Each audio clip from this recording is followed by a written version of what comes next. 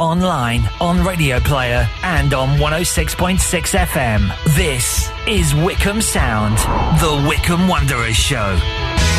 Welcome to the latest edition of the Wycombe Wanderers Show. We're in some sort of no man's land, really, because there's no game to look back on Saturday.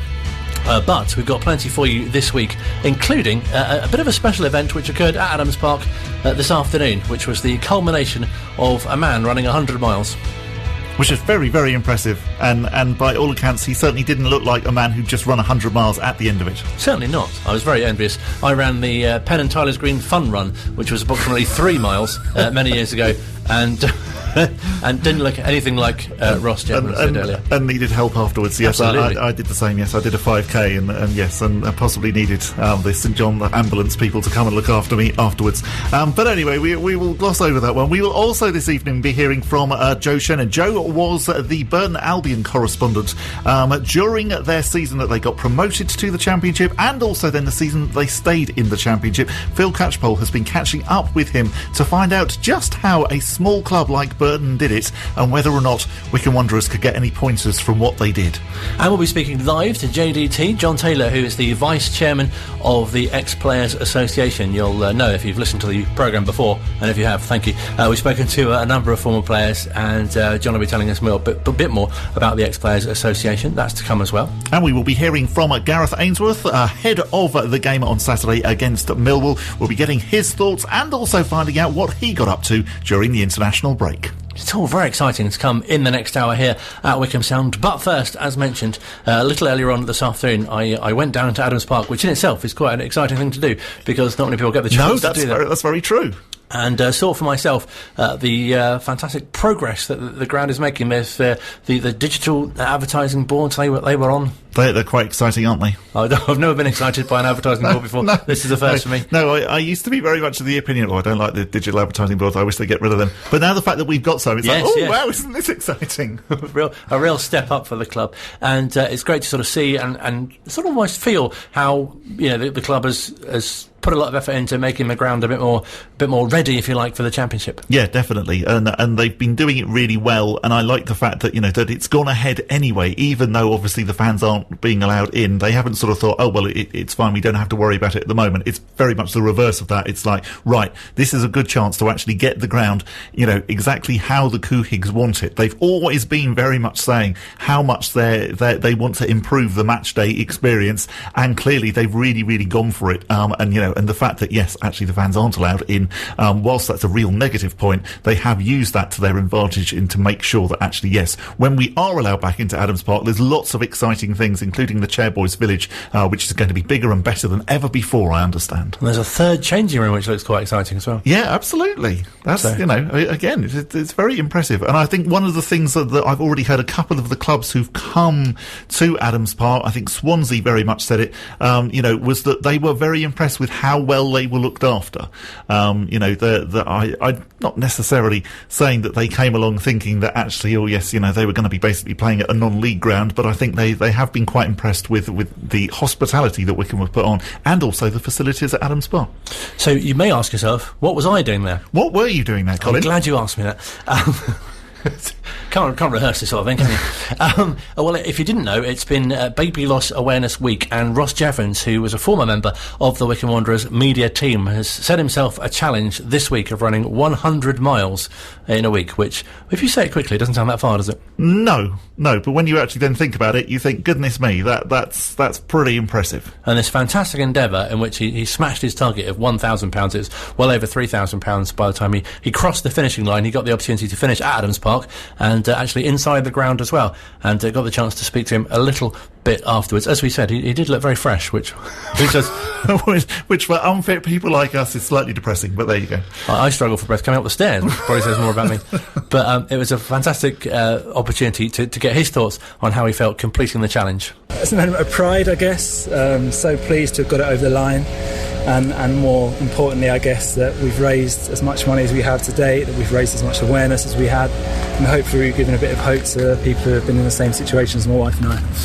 guess it's something that's very close to your heart. For people that don't know, tell us a bit about the background behind why you're running for Tommy's. Yeah, sure. So in 2019, my wife and I were trying to start a family, trying to have a baby for the first time, and unfortunately we suffered 4 miscarriages consecutively, 4 in a row. So it was a horrendous year for us. It took its toll mentally, physically on my wife, clearly, and emotionally on us both. But we had our happy ending, and this year in July we had a baby boy called Colin who's born. He's the light of our lives, but obviously that we still carry the mental scars of what we went through, and together we want to do something that would not only give hope to others but raise money for incredible charity in Tommy's, who deal with not just miscarriage but stillbirth, premature birth and baby loss awareness in general. And Katie published her experience, and you got so much feedback from that, and it must have been quite an eye-opener to find that so many people have had similar experiences. 100%, yeah. And to be honest, that was almost what triggered all of this, is the bravery of my wife, not just in going through what we went through, but in kind of breaking the taboo and sharing her story.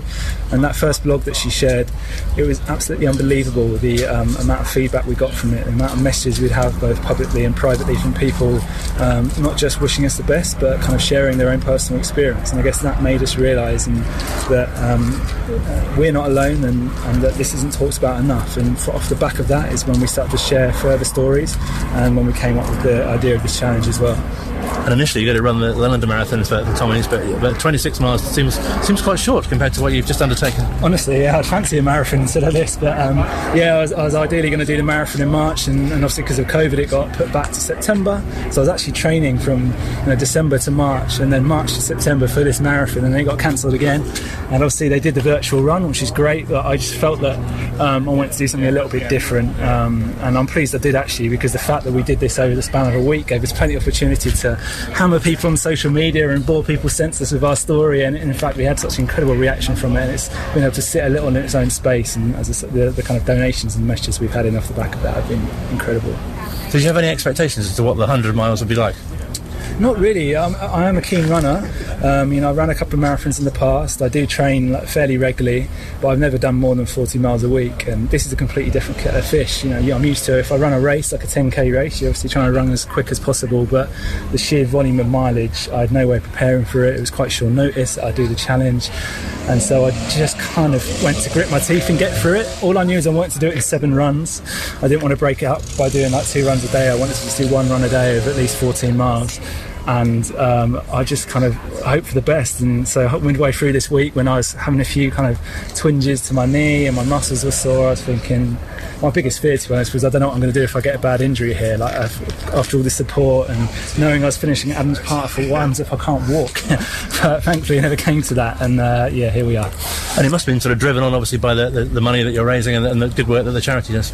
Oh, 100%, yeah. And so today, even coming down the Hill Bottom Road, reading some of the messages that were coming in live, if you like, on social media and from family and friends, that got me through it. And Tommy's have been incredibly supportive as well.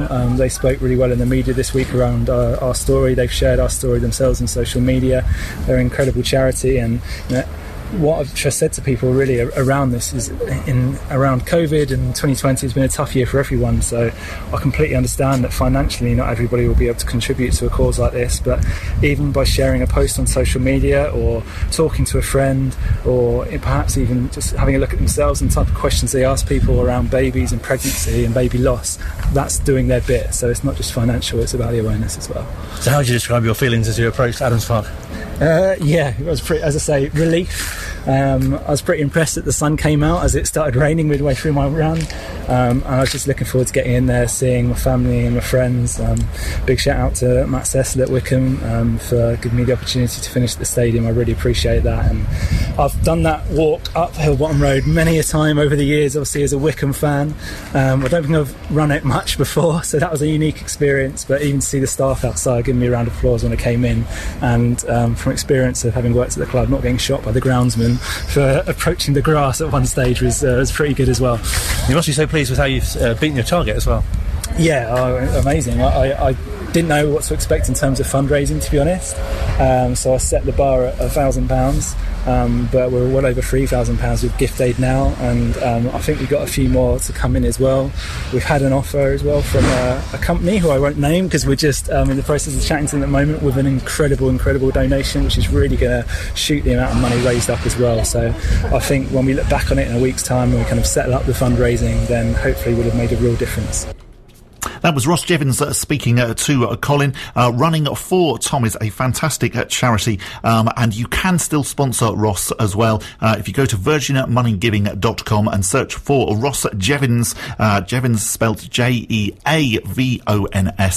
He's currently raised over £3,000 for the charity, and a thoroughly well-deserved and well done to Ross for running 100 miles over the last 7 days. Such a great achievement. I was thinking of the Proclaimers, but of course they're 500 miles, aren't they? That's true, yes. Not that I'm saying 100 miles is nowhere near good enough, but he does do quite a lot of running, so actually he might have put another thought in his head now about running 500 miles. He did say he felt he could do a marathon. Yes, after that. Well, and I think he's doing a run on Sunday. Yes. He's actually taking part in a 10k on Sunday, and it was just like, goodness me, again, you know, if you and I had done it, we'd probably spend 6 months now recovering from running. These runners, they have the running bug, don't they? It's impressive, isn't it? Also, a special mention on guest backing vocals to Leaf Blower and Aeroplane, who played quite a part in that interview. Who were around in that interview.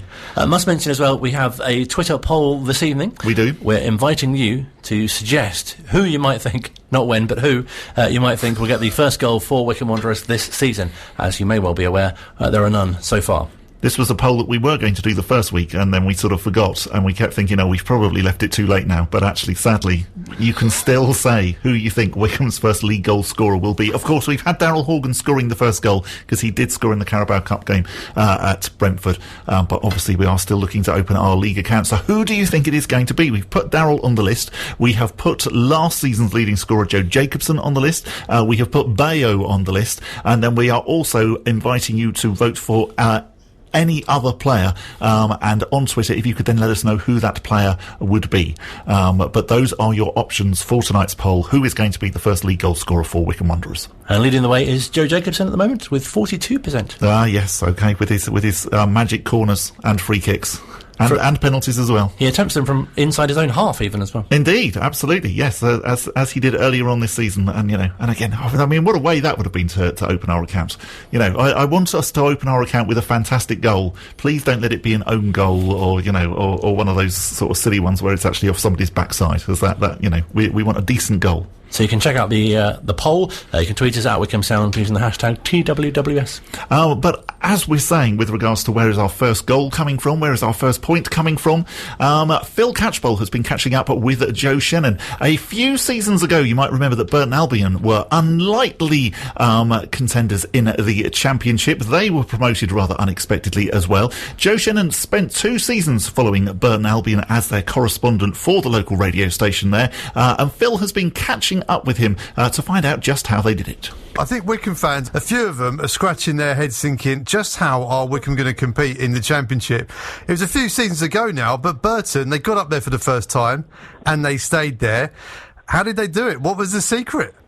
Well, look, the first thing is, Phil, and it's going to sound like a massive cliche to say it, but it really is a season in the Championship for a club like us, and was the same for a club like Burton, it is a marathon and not a sprint. And I would really encourage people not to panic, that it is a marathon, not a sprint. There's a heck of a long way to go. A lot happens across the Championship season. Sometimes you think you're certain to stay up. Sometimes you think you're certain to go down. There's a lot of ebb and flow, but I think it's far too early to make any big judgments just yet. Well, I'm looking at those fixtures for Burton in that 2016-17 season. Their first game at the Championship level, a tremendous local derby. They lost 4-3 to Nottingham Forest. The second league game, they lost at home to Bristol City 2-1. So they lost their first 2 games. Exactly. And, you know, the Forest game was in some ways a great performance, but there was a lot to be desired in terms of the defensive display. I think there were already Burton fans concerned after that. But the more disappointing one was that second game of the season, as you mentioned, because they were beaten by Bristol City, 90th minute winner, and it left everybody feeling very flat. And you're 2 games in and all of a sudden you think, well, you know, where are the first points going to come from? And as it happened, third game of the season, I think it was Sheffield Wednesday at home. Burton won that by 3-1. And suddenly everything started to flow from there. And it will be a case, and when Wycombe, when we pick up our first victory, and even when we pick up our first point, you know, that first clean sheet, confidence starts to flow. There's still time in the transfer window to add 1 or 2 new players, whether Gareth can, and whether he thinks he's able to add new players. And of course, you know, recruitment is something that is so important across the Championship season. We know we've got one of the lowest budgets in the league, so we have to think carefully in terms of that. But you're absolutely right. You know, Burton lost their first 2 games of the season. They had spells throughout the rest of the Championship season where they lost games. And you've got to keep your nerve and you've got to stick with it. You know, we are going to lose games this season. There's going to be a lot of ebb and flow. And it might go right down to the final few weeks. It might go down to the final day. But, you know, there's always hope, I think, with the tenacity of this team, the spirit that we all know is in the dressing room, the spirit that we've got with the manager and the coaching staff.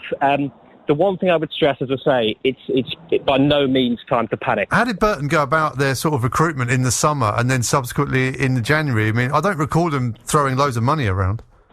They didn't, and it's not easy to do, Phil, as you well know. And I'm not just talking about the respective budgets that Burton and Wycombe had and have, which are going to be very similar in terms of the context of, you know, levels of budget in the league. We know that we're going to be bottom 2, probably, maybe the lowest budget in the league. And I think that you've got to recruit carefully and you've got to recruit diligently, and bear in mind that, you know, some players will be hesitant to go to a club that they know is going to be battling against relegation because they don't know what league they're going to be in next season. So there's a lot that Gareth is going to be having to fight against and battle against and work with at this time. But Burton, I think, did, you know, similarly to what we've done so far this season. You keep the nucleus of the squad that got you up because the spirit is there, and in some areas the quality is there. You've got to add carefully and diligently, and you've got to, you know, take a gamble on 1 or 2 players. Burton took a gamble on Jackson Irvine, who had been playing in Scotland up until that point at Ross County. He came and was one of the stars of the Championship season. You've got to use the loan market carefully. We at Wycombe know all about how to use the loan market effectively, and I think everyone would acknowledge there's 1 or 2 areas, maybe in the central midfield positions as well, where we do need to get some depth. And we had Namdi Offerbor in last season. He was such a big success. But, you know, there are other players like that out there. And Burton used it to their effect, to good effect later on in the season. They brought in Michael Kitely. They brought in Corley Woodrow and Lasse Christensen from Fulham, 2 hungry young players in on loan who, in that last kind of 15, 20 games of the season, really gave them a lot of momentum that they needed to stay up. So you stick with the squad that you've got in large part. You add to that carefully, free transfers. You look at players that are experienced at Championship level. You take a gamble on a couple of players, Jackson Irvine, the one at Burton being a good example, and you use the loan market. And we know how effective Gareth Ainsworth is at using the loan market. And again, I think in terms of bringing players in, he's looking at it diligently and carefully, and Burton proved that if you had the right kind of player with the right kind of character, you go under the radar, you take a couple of gambles, you use the loan market well, it can be done. And how about the fans? How important were the fans for Burton Albion? Because there may have been a few wobbles at the start, but when results started to get on the board, how important were the fans for that momentum? Massively, Phil, massively. And this is obviously the thing that counts against us this season, unfortunately, at the moment, with the circumstances that we're in. And we don't know, you know, what is going to happen in terms of supporters. I doubt that we'll have full stadiums come the end of the season, sadly. But the fans were crucial. And I think, most importantly, you know, most Burton fans, the vast majority, recognise the scale of the achievement, first of all, in terms of getting to the Championship. And also the task in terms of staying up. You know, survival for Burton was a much better achievement than getting to the league in the first place, because of how difficult it is to stay up across a Championship season. There's a lot of ebb and flow, and, you know, you've got to stick with the team, you've got to stick with the players, really, and you've got to stick with the manager, because there are some remarkably, you know, historical clubs in this division, clubs with far bigger budgets, clubs with huge ambitions of reaching the Premier League. I think the Championship is one of the most competitive leagues in Europe. We all know that. But I think it's massively important for supporters to kind of create that siege mentality, get behind the club, realise that the odds are against us, but that it's not impossible. And if you do that, you create a really kind of positive, dynamic atmosphere. I think, obviously, the lack of crowds is a difficult one. But one thing that it certainly helped Burton with was the home record, which is such an important part of staying in the Championship. If you can be solid at home and pick up points at home, as Burton did across the season, they shot 1 or 2 teams as well, then you give yourself a really good chance. Yeah, I'm just looking at the home form. There's some big results at the Pirelli that really kept them up. Burton 2, Norwich 1. I think they beat Wolves as well. at that stadium as well. And Yep. I think this again plays back into the lack of fans. Is that, you know, Wycombe was such a fortress at Adams Park, wasn't it? And it's not going to happen again this season, perhaps, but. You know, Wycombe have got a bit of a trump card in Adams Park, but they can't really play it. That's going to hamper them, isn't it? Well, it's a concern, isn't it, the lack of supporters? You know, Adams Park, presumably, if we were allowed to fill it and if this was normal circumstances, you know, would be close to full, if not full, most weeks, and especially for the bigger games. And I think for Burton it was a great advantage, Phil, because, you know, the Pirelli, with all respect, it's a relatively new ground. The facilities are quite good, but most of the Championship clubs, you know, players in some of those teams, you mentioned Wolves, you mentioned Norwich, Burton beat Leeds towards the end of the season. They drew with Aston Villa at home as well. Most of those players were not kind of used to the smaller surroundings, the terracing. You know, we've got a terrace, obviously, at Adams Park, the size of the dressing rooms, the size and scale of the stadium itself. You know, players aren't used to this. And I think that Wycombe can certainly play on that. The first thing that you start with when you're a club just promoted to the Championship is you look at your home games and you say, right, we're going to make this place a fortress. We're going to become really hard to beat. We're going to surprise teams. We're going to shock teams. We're an unknown quantity. Nobody knows what to expect. Everybody, if anything, thinks they're going to turn up and beat us. And that was exactly the position that Burton were in.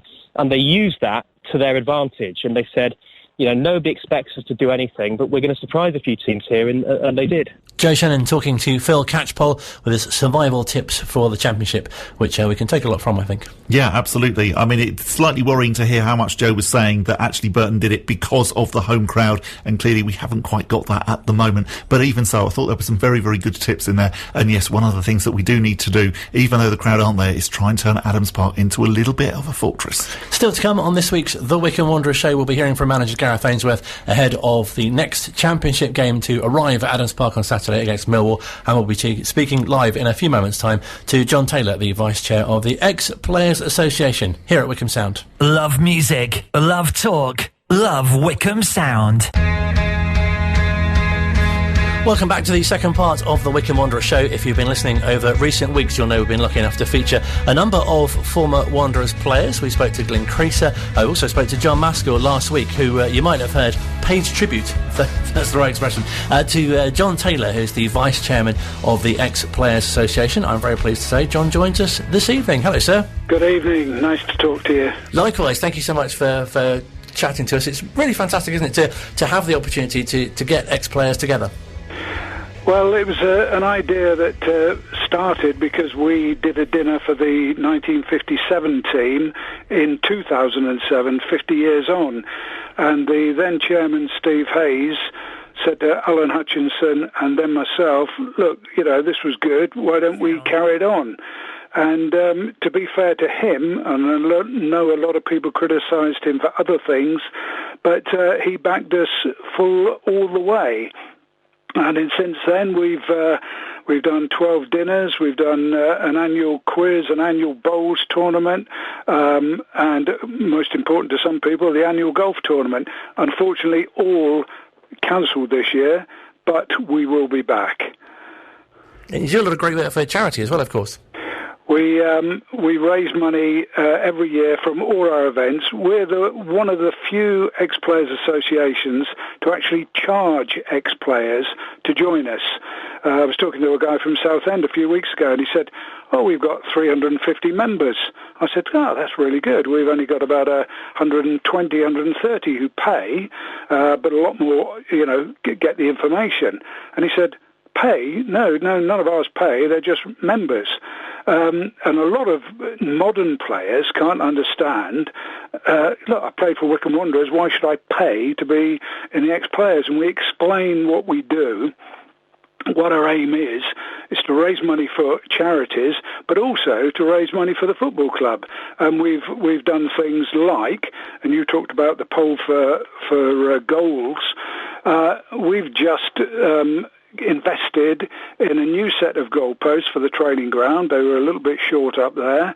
Gareth Ainsworth came to us and said, look, you did it a couple of years ago. We're going to have a few more players. Can you manage it again? we raked around, and sure enough, and tomorrow Vince Faulkner and Keith Samuels will be up there presenting Keith, will be presenting Gareth and Dobbo with the new set of goalposts. What we then want is exactly what happened 2 years ago. They'll start scoring in them. I mean, it's fantastic that you do that, John, and I think it's completely understandable. And I hope that when you then explain that to ex-players, pretty much they're all on board.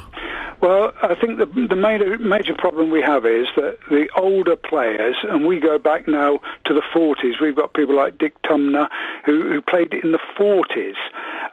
We've got unfortunately only 4 survivors now with Jim Truitt's sad death a few weeks ago. We've only got 4 from the 57 team, but we do have other players that played in the squads during that decade. But when we come to the more modern players, you know, you'll say to Bayo, when Bayo eventually retires in 5 years' time, you know, come and join us. We're, you know, the ex-players. He'll say, well, which of my 15 clubs do I join as an ex-players association? In the old days, when I travelled with the Bucks Free Press, which was my first job, sports reporter covering Wycombe Wanderers, we picked up Len Worley and John Beck at Gerrard's Cross, and they were regarded as foreigners. We had 9 players that all lived around the Wycombe area, very close. Len was almost an outsider. Johnny Beck, another great player. So it's going to be completely different. The people who succeed us are not going to have an easy time. But we're trying to encourage younger players. Keith Ryan's on our committee. Glenn Creaser, who you had on a couple of weeks ago, he's on our committee. The important thing is to get the more modern players in, and they can phase us old boys out, which would be great. As you say, it's interesting that, you know, years ago players stayed at clubs for such a lengthy period, and that now and the different generations of players have so many similar stories to share with players from so many different eras at the club, but they have sort of combined successes as well. Well, you talked to John Maskell last week. John Maskell played for the first team for 16 years. I only had 752 games less than John, which is not bad, is it? I played the same number as Ray Wilkins, actually, just so you know that. So I am actually an ex-player, but no, it was fantastic. I mean, I've been lucky because I played at Wycombe Wanderers for the youth team and played my one solitary game for the first team, Ilford, 1964, April the 21st. It's impressed in my mind. But let me tell you that 7 of that team in 1964 are still members of the Ex-Players Association. I think they're waiting for me to trap the ball. That's fantastic. Tell us about your memories then of Lokes Park and Wycombe Wanderers sort of going very, very way back. What was your first memories or first awareness of the club? Well, I went down to Lokes Park in 1952 with a great chum of mine, Graham Dorset. We walked down all the way into Wycombe, into the ground, and we watched from behind the goal. And in those days, you could watch behind a goal, and at half-time you could go up the other end so you could catch all the Wycombe goals. But if I tell you that in one of the first games I saw there, a guy called Dennis Atkins scored in a 2-2 draw with Leytonstone. There were 7,000 people at that game. Now, you look at the attendances today, and Wycombe will say, well, 5,000, we've done pretty well. 7,000 for an Isthmian League game in 1952. That in itself, and when let me tell you, they're playing teams like Tufnell Park, Dulwich Hamlet, Oxford City, not Oxford United, Oxford City, John Maskell will like that, Walthamstow Avenue, St Albans, teams like that.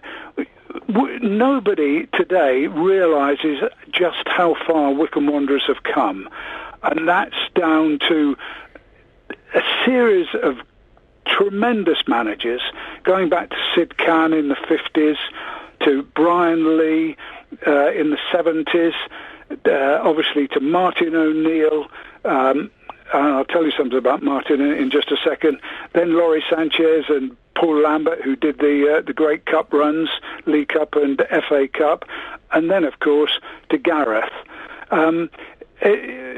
Those people have all contributed to what is an unbelievable story. And to say that we're in the Championship, I know we haven't started our season yet, but we will. And I know that everybody has confidence in Gareth Ainsworth.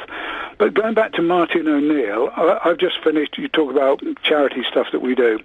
We also do a lot of stuff around the club. We set up Monty's Bar, which is all the photographic history of Wycombe Wanderers. In the corridors, we've got pictures and montages of the internationals. I've just finished doing 12 huge picture montages, which are going to be in the foyer of the club, the new look foyer when we go back, which covers all of the great eras, going back to 1931 when we won the Amateur Cup. But we also are putting together, and we have done 6 so far, and I've just finished the 7th, videos which are on YouTube for fans to watch to remind themselves of the great moments in history at Wycombe Wanderers. We did an in-depth interview with Brian Lee. We've done Wycombe in the 80s. We've done the 2000 Cup glory, the 2007 League Cup stuff, the Lokes Park years, all the way through, and just finished a revisit with Martin O'Neill. He did a fantastic interview with Alan Hutchinson, our chairman, in 2012. There were some gems in there. I've managed, because of my TV background, to put together a package now that includes all the action of the things that Martin was talking about in front of Wycombe fans that particular night at Adams Park. This is going to be a terrific reminder, and also to the current players, of what past players have done, because our slogan is "From our past comes our future," and I honestly believe that we can inspire current players because of what the past players have done. And I really, really am certain that when the modern players, and Matt Cecil told me today that he will be showing them the video that I've just completed, they will realise that their predecessors went to Wembley. Martin's teams went to Wembley 3 times in 5 years. He got them from the non-league into the league and into the next division. Gareth has taken it on further steps. That's what you have to do, and that's what we, as an ex-players association, try to enlighten everybody about. Because fans, if you do a poll now and say who's the best player ever in Wycombe Wanderers history, they'll say, might go back as far as Dave Carroll, probably not even as far as that. But, we remember players from the 50s, Paul Bates, who won the England International Cup, Len Worley, who was a fantastic player, as you rightly found out, played for Tottenham Hotspur in the first division as an amateur before coming back to Wycombe Wanderers. So a great history, and we want to keep that alive. I really like as well what you mentioned with regards to other clubs that you played against and that we remember playing against, such as the Slough Towns, the Dulwich Hamlets, the St Albans City. I think fans have to remember, particularly when we're sitting here and we've played 4 games and we haven't won any of them, and people might be getting a little bit sort of moany, that actually there's so many other non-league clubs out there who wish they were where Wycombe Wanderers were. The fact that we managed to break through to the Football League, and then we've had such success in those years since we've got there. Just actually how fortunate we are to have had some of the ex-players and ex-managers that we have, and now Gareth obviously at the helm. Well, the thing is that there are some clubs that Wycombe used to play regularly that aren't even in existence now. I remember a manager saying his first game was Wolverton Town. Well, Wycombe look at their fixture list and think, oh, Rotherham, well, pretty average. Blackburn Rovers, Swansea, We've got Milwall coming up, Reading, Norwich and Watford. I mean, these are teams that have been in the Premier League. I joked when we did that fantastic result against Oxford and saying, only one more step, Gareth, and you could be playing in Europe. And that sounds ridiculous, doesn't it? But it sounded ridiculous in the 80s that Wycombe, who didn't at one stage want to turn professional, some people at the club thought we should stay as it wasn't amateur football in those days. It had been amateur football, but it was football, but didn't want to go full-time professional. And in fact, Martin says in this interview with Hutch, his players, when they came into the Football League and they were playing the first game up at Carlisle, his players, to a man, all said they would turn professional, although every single one of them was going to lose money because they were going to be paid previously as part-time professionals and they had full-time jobs. And that was the kind of player that Dave Carroll was, that Jason Cousins was, that Glyn Creaser, just fantastic characters. And this is the thing that makes me so enjoy Wycombe Wanderers, is that in every era there have been fantastic players and players who are still involved in the club and still come along. Some of them moan because no goalkeeper ever dropped a ball once he stopped playing, and nobody, and I've talked to Keith Samuels about this, nobody ever missed an open goal in the old days. But they come back and they support, and we get 250, 300 people at our annual dinner from every era of Wycombe Wanderers history, and all the managers that come in all say, we've never known a club like this, and I think that's fantastic. It's so special, isn't it? Everyone, different generations have their memories of different eras. As you say, I remember my first game was at Lokes Park against Kettering, and now we're playing teams in the second tier of English football. We spoke to Chris, one of our presenters. He said he remembers watching Corinthian Casuals was the first game, and yet other generations might just remember, going to Villa Park and playing Liverpool in the semi-final of the FA Cup. It just depends what your sort of earliest memories are, I guess. It does. We want to. I've tried to say to the club in the past, Montes could be used as a place for school children to go to during their school days when we all get back to normality, and walk round and be led round Montes without the bar open and look at the history of the football club, because that's tied in with the history of the town. The people will understand what Frank Adams did for the club. They probably don't know why it's called Adams Park, but the fact that Frank Adams was such a great character from the 1920s right the way through, and people like him. We have pictures of the old ground, the Lokes Park, before there were even stands there, and for people to be able to understand that if they go to hospital to stand in the car park, they're standing on the penalty spot. It's the history of the town, and I don't want to lose that. I want it embedded in with a forward look that people like Gareth Ainsworth and Dobbo and the current team give it as well. And just finally, how would you like to see the Ex-Players Association develop? Well, as I said earlier, I do think that our successors will have a much, much more difficult time. If you look at the players playing today, a very, very, well, I don't think there are any Matt Bloomfield, I suppose you could say, was a brought-in local, although I think he still is back living away from here. It's going to be a problem keeping the impetus going, but as long as we have a consensus of people from just the previous era. The people. This is where, as I say, Keith Ryans and the Glyn Creasers, the Keith Scotts, the Jason Cousins are so important, because they're the next kind of people. We know they're not going to have time to do what we do now. They just don't have the time because they're working. They're back in real life and have got 9 to 5 jobs.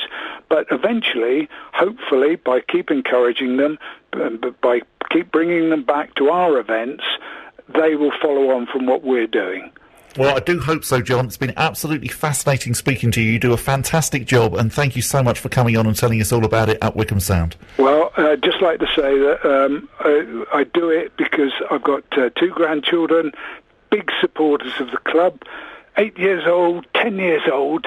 They love Wycombe Wanderers, and that's what we want. Fantastic to speak to you. Thanks again for your time. Thanks. Bye. John Taylor, who is the Vice Chair of the Ex-Players Association, speaking to us here at Wycombe Sound. Love music, love talk, love Wycombe Sound. Great to speak to John. Final part of the Wycombe Wanderers show for this evening. I must say a very special hello to Charlotte and all the Wycombe Wanderers ladies who are on their way to training this evening in preparation for their second qualifying round Women's FA Cup clash away to Fulham on Sunday. A big hello to them. Hello. Hello.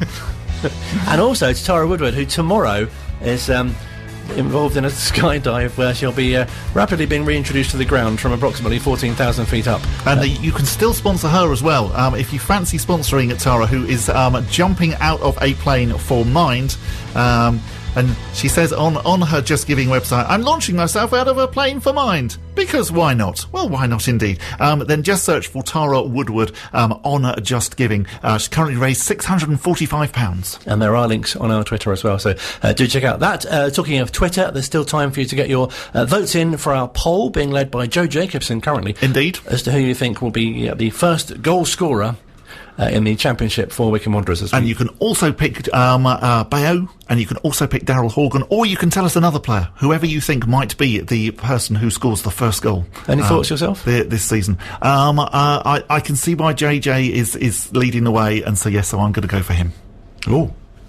Excellent choice. No, I'd probably choose him as well. Yeah, okay. we're all thinking free kick, probably, or even another one of his famous corners. That would be very good. In other interesting news, the EFL has apparently turned down the Premier League's 50 million bailout. The EFL board have said that they will decline any help which excludes any of its members. I wonder if this is a little bit about the fact that the Premier League were then saying, we're going to be 18 clubs, and you carry on being 24 clubs in each division, so obviously 2 we're going to have to drop out. So they've said that they feel so far that it is simply an attempt to create a divide between the Championship clubs and those in Leagues 1 and Leagues 2. So they've said no to the £50 million that was on offer from the Premier League. Breaking news on the Wycombe Wanderers show. Indeed. Wycombe Wanderers return to action this Saturday. They're at home to Milwall after the international break. And you might wonder how Gareth Ainsworth, as a Championship manager, has been spending the international break. Pretty much the same, if I'm honest. We had Saturday, Sunday off, and that was a nice break for me, not to have the pressure of a game, and to have a look at some other footage, but also spend time with the family, which is really important. I think that the intensity has stepped up this year without a shadow of a doubt. There seems to be a bit more to do, especially in this transfer window, and so getting those moments with the kids especially is crucial. So I got to watch my son's football game, which they won 2-0, so at least one Ainsworth is winning at the moment. So that was nice, and yeah, we just spent time as a family on the weekend, which, believe it or not, will help football. It resets you sometimes, and obviously puts a lot of stuff in perspective, especially with what's going on in the world at the moment. But it was a nice week where we could work on a few little bits that we feel we've been just a bit short on, and gives us another chance, obviously, to get the likes of Akinfenwa fit and Gabe fit, Uchi fit, people like that coming back into the fold this weekend, which is brilliant for me. So, yeah. Much of a muchness, but some nice family time, and if that's the wrong thing to do, then I will stand by the wrong thing to do, because family is really important to me. No, definitely. It sounds a really nice way to spend the time, and also must be really pleasing to have had a player on international duty as well. Yeah, very proud, especially last night. It was a double-edged sword last night, really. Daryl got 15 minutes last Sunday, I think it was, and obviously he's an international player. It's great for Wycombe Wanderers to have that, our first one in the Championship. And last night he started against Finland, which was great, and I thought he did really well. So very proud to be able to watch Daryl. I'm hoping that there's plenty more to come from the other members of the squad. I've got one or two with nationalities and allegiances at places that I'm sure that could be called up. But yeah, Daryl was flying the flag last night. My only thing was I wish it had been Tuesday night because we've got a game Saturday now, and he's been an important player for us this season. So we'll look at his loading and look where he is, whether we start him or we introduce him from the bench on Saturday. We'll speak to Darryl and see how he is. But yeah, real proud moment for me. More proud for Darryl, I'm sure, and his family. So great to have an international player again in the squad. You said before the season it would take you sort of 4 or 5 weeks to kind of get a feel for the Championship. What are your initial impressions? Yeah, we need to be better. We need more cutting edge going forward, without a doubt. I think the defences in the Championship are much more solid. They're better, and we need to find ways of breaking these down. We know that. The other way, chances that we give away, I've said they will be punished, and it did take a worldy goal against Luton for that game to tip the balance in their favour. And sometimes you have to take that. It was a fantastic strike by Pelly Ruddock, and that did tip it in their favour. So, but I'm not stupid. Results are everything. I'd rather play bad and get a result at the moment because I'm a football manager and we live and die by results. So I'm desperate to get results, get the wins on the board. But I'll keep working on what I think is the right thing to do, and hopefully, like I say, the introduction of some of these players who've been injured will strengthen us no end, and we'll be able to compete at a better level in this Championship, which again is a fantastically tough league. But what a challenge, what an experience. Just wish there was fans in the stadium to help us and to experience it all with us. And obviously that looks slimmer and slimmer every day. But you look at the Finland game last night. I think there was 6,000 fans in, and it does seem crazy where one part of the world can have them and the others can't. Just hope we can get everything under control and get these fans back in, because there's some brilliant supporters. I've had some great supportive messages, and I'd love them to be in the stadium with me to experience what is Championship football. No, that would be fantastic. And as you say, some of those names coming back to fitness, and also Josh Knight, getting to see him as well, must be a fantastic lift for the side. Yeah, Josh has been a big target of ours for a long time. We've liked him from his Peterborough days when he was on loan there from Leicester, and Josh is he's definitely going to add something to our defending. Still trying desperately to get another one in, but time may be against us on that. It seems to be few and far between the players that are available, but there's always the chance after the window to get free agents in as well. So we're working very hard on what we can do, and I'm hoping that we can still add at least one to the squad before the window closes, or maybe after. We can still do it after if they're free agents, and you get some good free agents coming out. So we'll see. But working hard as well as trying to run the training ground, trying to keep everyone in check, the COVID conditions, and then trying to find a way to beat Milwall on Saturday as well. So it is non-stop, but I'm loving it. And again, woke up this morning feeling very lucky, very humble, and looking forward to doing my job today. It must be especially nice for the likes of Fred and Jason to get to play against their former teams, especially at this level. Yeah, there's going to be some edge to it, obviously, with Fred, who was there a long time, and Jason went there and unfortunately didn't really feature us. So both of those will be really up for getting one over on Milwall on Saturday, and as long as they keep that under control and do the right things, then I'm all for that. It's a great opportunity for them both to showcase their talents, and that's what we aim to do. And you're coming up against another former teammate in the dugout as well, which must be nice when that happens. Yeah, Gary's a great guy. We go back to the 1990, 91, I think it was, so, nearly 30 years, and we were both young. I think Gary's maybe a year younger than me, and we were both first year and second year pros at Cambridge United at the time, and we both featured in the first team at such young ages, and obviously Gary went on with a fantastic career. I played against him again in future games for future teams, but great guy, and done really well in management, and I'm sure we'll be sharing a fist bump and maybe a beer after the game. But it's all for the points between 3 o'clock and 5 o'clock, I'm sure, and Gary will be exactly the same. And just finally, what's your message to fans who'll be thinking, the first points are just around the corner? Keep thinking that way, because I need you. It was never going to be easy. We knew that, and I firmly believe we've got enough to survive in this league. We just need to put the run together. I think looking back at the first League One season we had 2 years ago, which seems crazy that we were only promoted to League One 2 years ago. We struggled at the start. I think our first win came away at Bradford after 5-6 games maybe. So again, we've been here before. We know what it's going to take, and I've got a great bunch of boys that are doing exactly what I want. Sometimes there's some fantastic teams up against us, but we'll make sure that we're competitive in every game, and like I say, we won't go down for lack of fighting. We'll be scrapping for every point there is. Great to talk to Gareth, and great to get his views as well on a number of things, really. Yeah, I mean, really interesting, very, very honest. I think interesting that they're still planning or still trying to bring somebody in, and also that might even be after the transfer window has shut if it is a free agent. So obviously they've got a couple of options there. But yeah, it's good to hear that actually, yes, we're still looking to build on that squad. Fantastic as well, obviously, that we've got Josh Knight, as Gareth said, somebody that they've looked at for a long time, so they clearly feel that he can make a big difference. And the likes of Gabe Tafrizoli and others, Ikpiatsu, Akinfenwa, not quite sure how far off he is, but Gareth said, the international break has been really good for them to get their fitness back. Yes, yeah, let's hope so. I mean, I saw a picture of Akinfenwa, I think it was on Twitter, where his knee was still had something round it. He had a knee brace. Yeah, he had a knee brace, and you do think, hopefully that's just a precaution, because I think it will be fascinating to see what Akinfenwa can do in the Championship.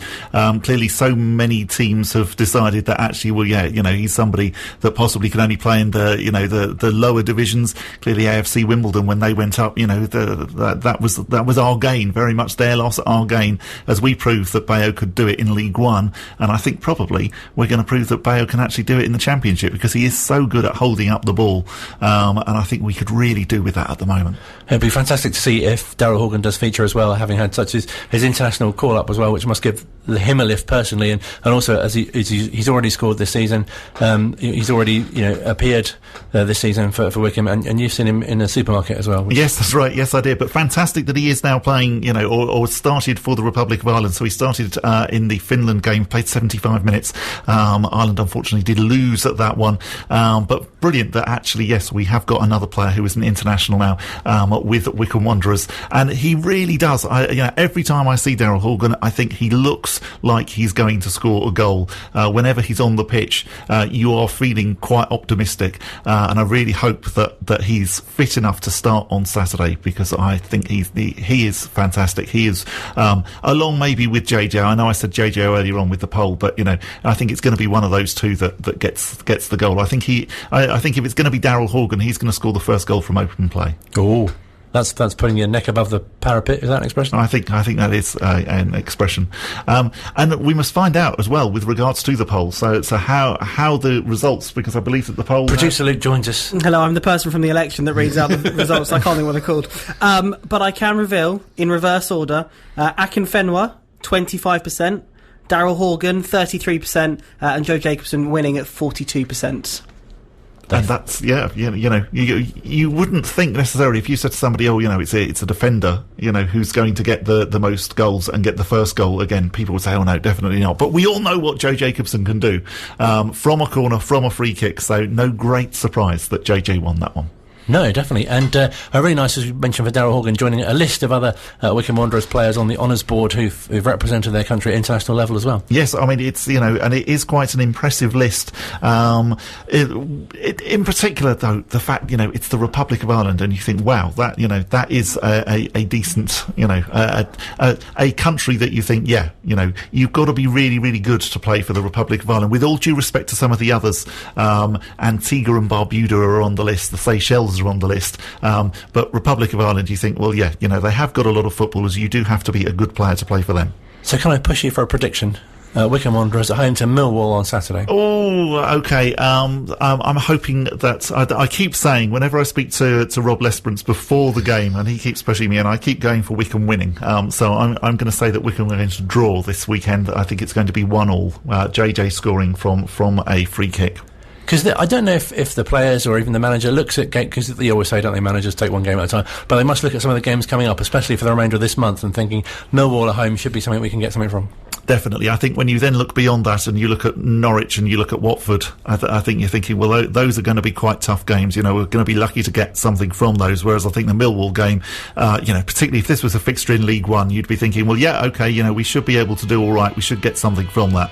I'm sure Gareth wouldn't admit that, but I think probably, we're all thinking the same thing. So let's hope that we can get something from that Milwall game. But again, as John said earlier on, with regards to some of the other teams that that we used to play, you know, we have to remember what a fortunate situation we are in, because we could be one of those non-league clubs. We could be Macclesfield Town, who no longer exist. Definitely something to bear in mind. Join us next week where we'll be reviewing the action between Wycombe Wanderers and Milwall, looking ahead to, as I say, a tough run of fixtures as well. Talking to Ken Wilson, 80s striker, plus we'll be previewing Wycombe Wanderers Ladies League season and finding out how they got on in the FA Cup second qualifying round as well. That's away to Fulham on Sunday. Many thanks indeed for listening. Don't forget to check out the podcast as well.